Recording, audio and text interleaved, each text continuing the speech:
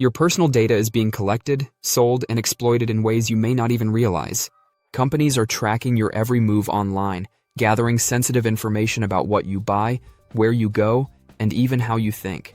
This level of intrusive data collection is becoming more aggressive, and most of it happens without your consent. But here's the good news. You can fight back and take control of your digital privacy. Every time you browse the web, use an app, or shop online, companies are building a detailed profile on you.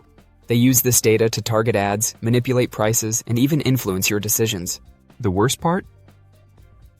Many companies aren't even following privacy laws, meaning your data could be exposed, sold, or stolen without you ever knowing. That's why protecting yourself isn't optional, it's a necessity. The first step in taking back control of your data is securing your online accounts. Weak passwords are one of the biggest security risks, yet most people still use the same password across multiple accounts. That makes it easy for hackers to gain access to everything if just one account is compromised. To fix this, use unique, strong passwords for every account. The best way to manage them is with a trusted password manager. Social media is one of the biggest sources of data collection, and most users don't realize how much they're giving away. The more personal details you post, the easier it is for companies, advertisers, and even hackers to build a profile on you. Simple details like your birthday, location, or job title can be used to target or exploit you. The solution? Lock down your social media privacy settings and avoid oversharing information that doesn't need to be public. Public Wi-Fi is another major security threat, yet millions of people use it without any protection. When you connect to an unsecured network, hackers can intercept your data, including passwords, banking details, and private messages. The safest way to use public Wi-Fi is with a virtual private network, VPN. A VPN encrypts your internet traffic, making it impossible for hackers, companies, or governments to spy on your online activity. Phishing scams are one of the most common cyber threats, and they're getting more sophisticated every day. Scammers send emails or texts that look legitimate, tricking people into clicking malicious links or handing over sensitive data.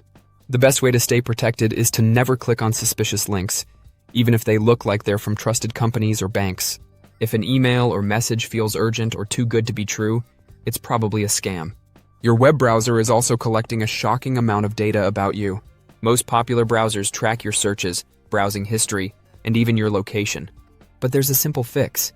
Use privacy-focused browsers and search engines that don't collect your data.